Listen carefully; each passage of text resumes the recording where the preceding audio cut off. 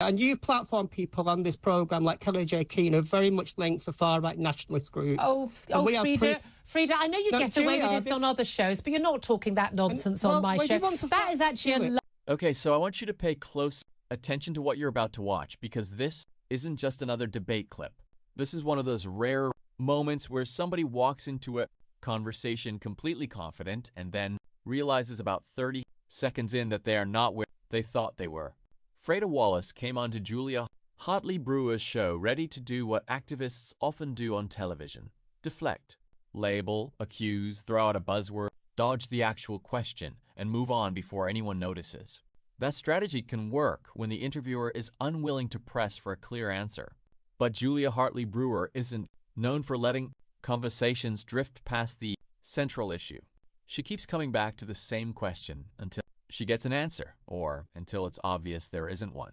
And that's exactly where this exchange starts to change. What begins as a familiar television debate quickly turns into something much more uncomfortable. The talking points start running out, the pressure starts building, and every attempt to redirect the conversation only makes the unanswered question even more noticeable. You can actually feel the momentum shifting as the discussion unfolds. Confidence gives way to hesitation, and the balance of the conversation changes right in front of the audience. By the end, it's no longer about who can deliver the strongest slogan. It's about who can stay with the question long enough to defend their own position. So watch closely, because what you're about to see is the moment Freda realizes, live on air, that this interview isn't going the way she expected, and there isn't an easy way out. Now, these gender self-ID reforms, very controversial in Scotland, seen as being part of the reason why Nicola Sturgeon ended up leaving as First Minister, as one of the straws that broke the camel's back. Why do you think Humza Yousaf is confirming that he's going to launch a legal action to try and push this through? I think it's controversial in Scotland because this was almost overwhelmingly voted for by a cross-party majority. And what you're seeing here, realistically, is the meddling of Westminster lobby groups in Scottish politics. This bit of legislation has never been so... there's never been a piece of legislation so heavily fought over. And you have to question why that is. You know, there's so many different factors to this. I don't think this is why Sturgeon left. I think there might be something else going on there. You say it's not controversial in Scotland. It is. The vast majority... Well, polling has shown very clearly, you know, well over two-thirds of Scottish people don't support this. Now, politicians might well support it in Parliament. You know, Labour voted for this, the Greens, SNP, some other parties. But Lib Dems, lots of support in Parliament, but it hasn't got the support of the Scottish people, including an awful lot of SNP members. Well, there might be some SNP members, like what's she called, Cherry? I forgot. Joanna Cherry. But they're very much linked to the lobby groups I just mentioned. What lobby groups? Well, we're talking about For Women Scotland. We're talking about the LGBT Alliance. Groups representing women. How awful. Well, no, they represent Westminster, Julia. 7 independent Scottish women's groups support self-ID, and they wrote to the Scottish Parliament to express that. We cannot allow... No, but can you address... No, Frida, address the question I actually asked you. You said it's not controversial in Scotland because people support it, because you pointed to politicians voting for it. I pointed out the Scottish people don't. The polling is very consistent. The Scottish people don't support this. Well, it depends who's doing the polling, doesn't it, Julia? It does. It does. It really does. And tell you something... there are no polls saying that the Scottish people support this. Well, I'm just going to say, we can't allow the lives of trans people to be used as a pawn in a Westminster battle. We are, Julia. And you platform people on this programme like Kelly J. Keane are very much linked to far-right nationalist groups. Frida, I know you get away with this on other shows, but you're not talking that nonsense on my show. That is actually a libel. She's not. I know Kelly J. Keane. She is. Absolutely. I platform her because she is a woman who's campaigned for women's safety. Julia, stop lying. Please stop lying. Frida, you're being rude to me and you're libelling a former guest on my show. No, I'm not. It's I know you fact, get away with this sort of bullying on other shows, but it doesn't fly with me. When you have people like Lee Anderson suddenly supporting women's rights, you know there's something fishy going on in Westminster. Let's be realistic about this. Did you catch that? Julia asks a direct question about polling. Real numbers, consistent numbers, showing over 2/3 of Scottish people not supporting this policy. That's not a fringe position. That's a majority of the public. And Freda's response is, well, it depends who's doing the polling. Think about that for a second.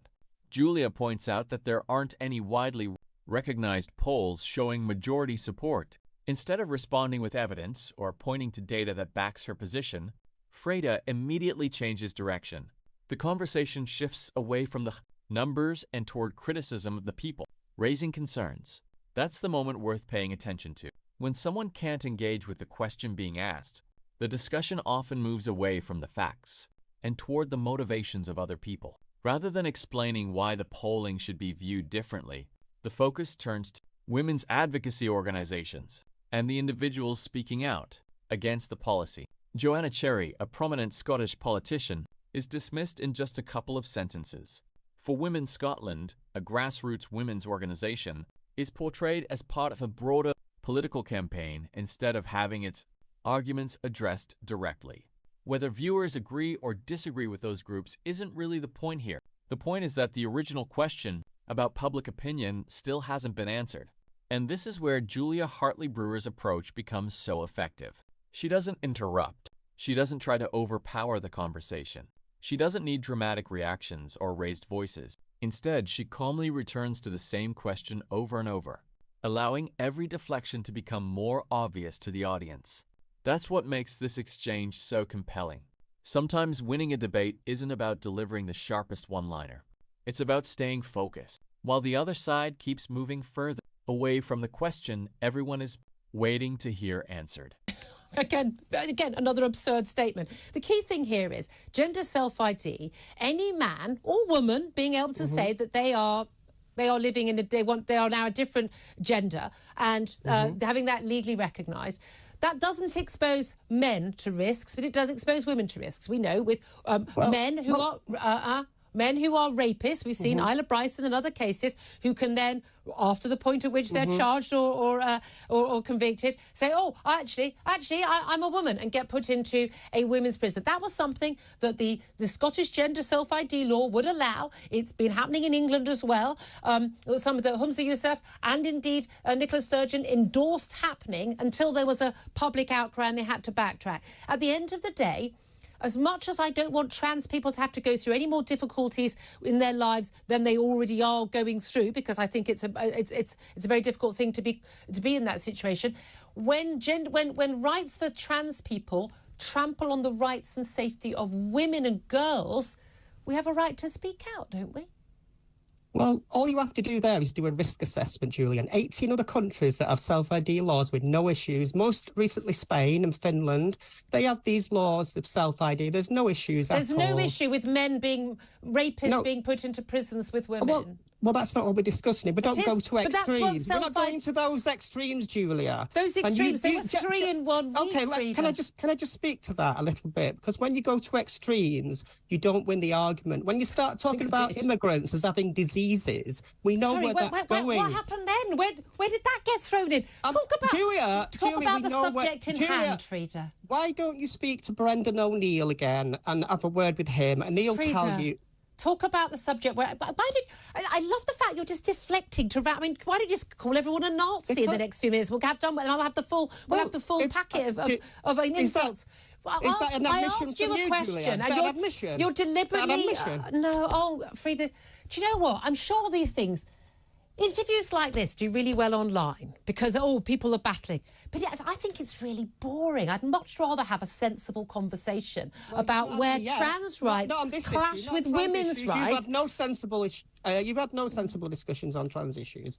And all I can tell you is trans people that I know feel like they're being talked about a lot and we're not being represented properly. And if I can't have a conversation with you factually, then... No, apparently you can't. Well, I have done, and I've told you some facts. Now, follow Trans Safety Network, follow my Twitter, and you will understand where this is coming from. Oh, I think I've got better things to do than follow you on Twitter, Freda. Again, we've wasted so much time. We could have had a useful conversation, but if you don't want to have a useful conversation... But here's what I want you to take away from this.